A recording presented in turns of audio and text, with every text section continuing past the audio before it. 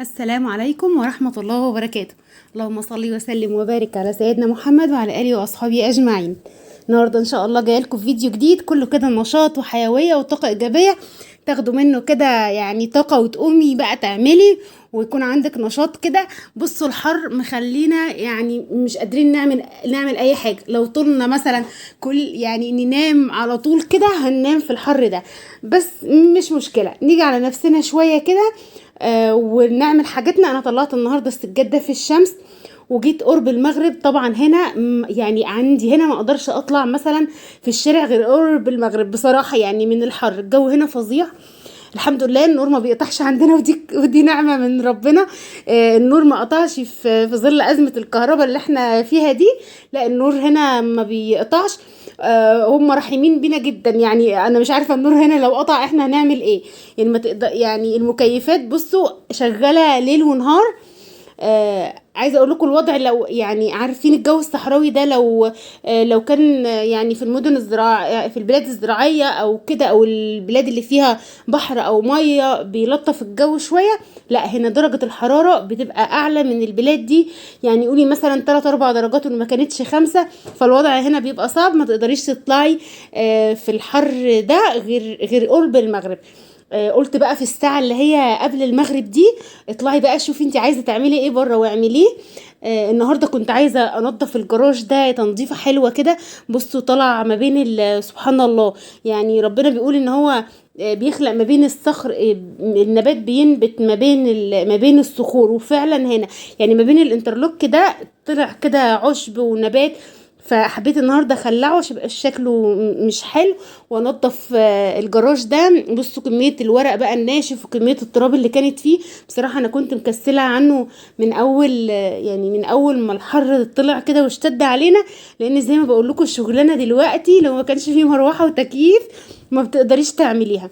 بس اتشجعت النهارده واليومين اللي فاتوا دول، يعني النهارده وامبارح واول، الحمد لله انا حاسه ان يعني الحراره نزلت شويه. هي ما نزلتش قوي، بس يعني ممكن يكون درجتين 3 مش اكتر.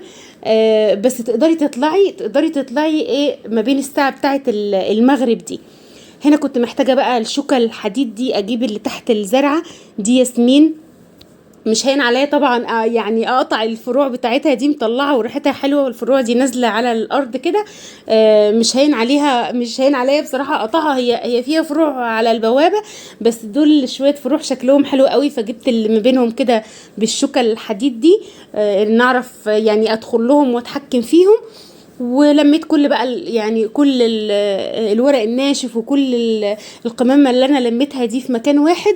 وهبدأ بقى اعبيها بجردل كده ونحطها في المكان اللي بنحط فيه بتاع الزرع. بتيجي العربية بتاعة الزرع تشيلها. يعني احنا ما بنحطش مخلفات الزراعة في الباسكت ده، لا يعني احنا بنحطها ايه في مكان للزرع كده. عربيه بتاعه الزرع مخصوصه بتيجي تشيل. ملوكه بقى حبت تحط التاتش بتاعها الاخير، هاتي يا ماما المقشه، فطبعا لازم منه. هنا بقى بدأت اعبي في الجردل كده، وزي ما بقول لكم هروح المكان اللي هناك ده وانتم ملاحظين فيه برضو يعني شويه شجر وشويه قص شجر كده.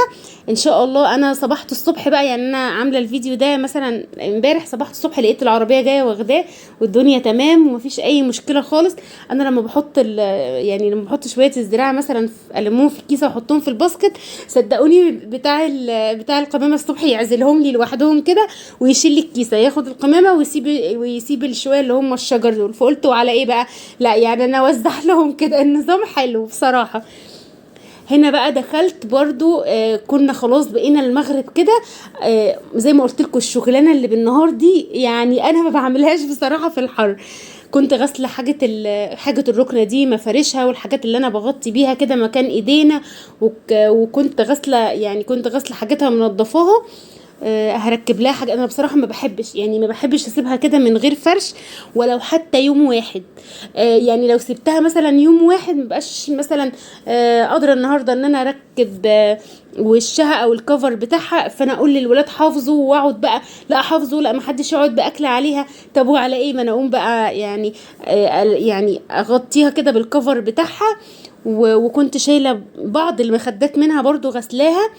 هنا بقى انا بنقض يعني من غسلتين 3 لميتهم كده، بنقض الحاجات بتاعتها، الكسوة بتاعتها، وهدخل الغسلات دي بقى الباقية دي في الأوضة، واقعد بقى ايه اشغل التكييف او مروحة كده واقعد اطبقهم.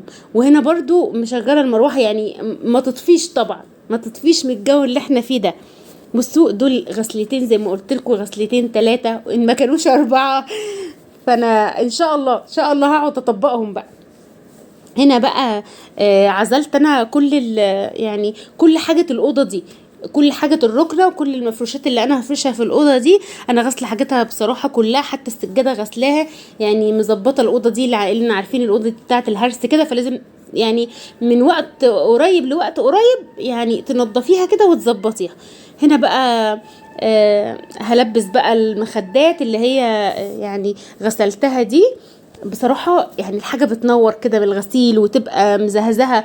وطلعت المخدات دول في الشمس كده نفشوا، وكانوا يعني تحسيهم بقت ريحتهم حلوة، نفشين كده وحلوين. طبعا يعني ألوانهم بقت زاهية من النظافة. هنا كده لبست كل المخدات اللي عندي، بقى واحده بس كده. وزي ما قلت لكم نفرش الركنه ونظبط الدنيا بقى. هسيبكم مع الفيديو كده بهدوء، تشوفوا الفيديو تستمتعوا بيه. ولو عجبك الفيديو ما تنسيش تحط لنا لايك كده، وتعملي اشتراك في القناه عشان عائلتنا تكبر وتبقى نبقى اكبر واكبر ان شاء الله. اشوفكم على خير في فيديوهات تانية جديدة باذن الله. ما تنسوش بقى تحطوا اللايك وتستمتعوا بالفيديو ان شاء الله. اشوفكم على خير، مع السلامه.